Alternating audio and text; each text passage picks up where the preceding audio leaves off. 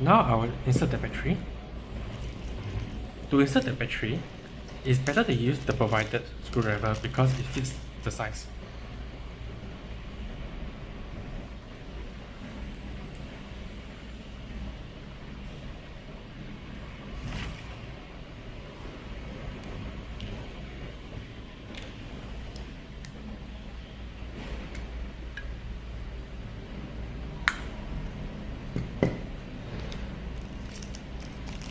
So when you insert the battery, do take note that you should see a plus point and it should face up when you install in it.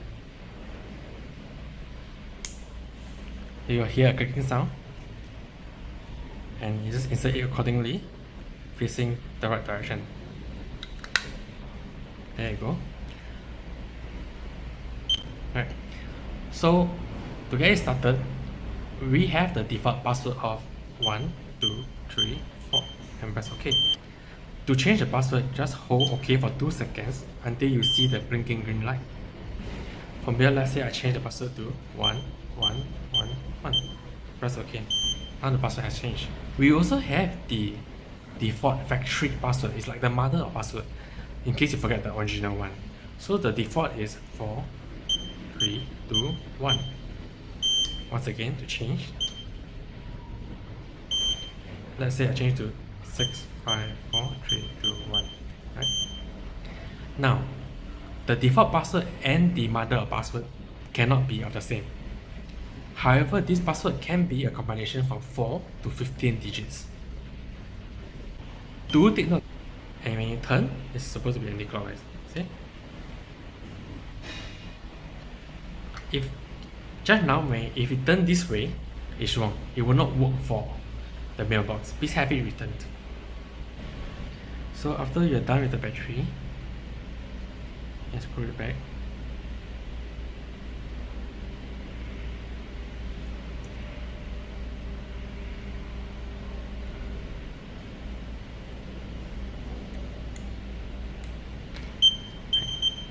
So for this screw, you must use the bigger screwdriver.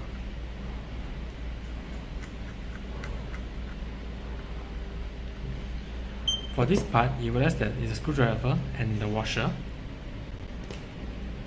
Next, you will need a lock nut. So what happens is that when you take out the old lock, this will be put inside. This thing is followed by the lock nut. You secure it in place, and then you will have the plate to put here. So you see that it matches the square, and then you have the screwdriver to put in, so you lock it. That's how it works. So let's pack up and then we'll move to the mailbox lock downstairs.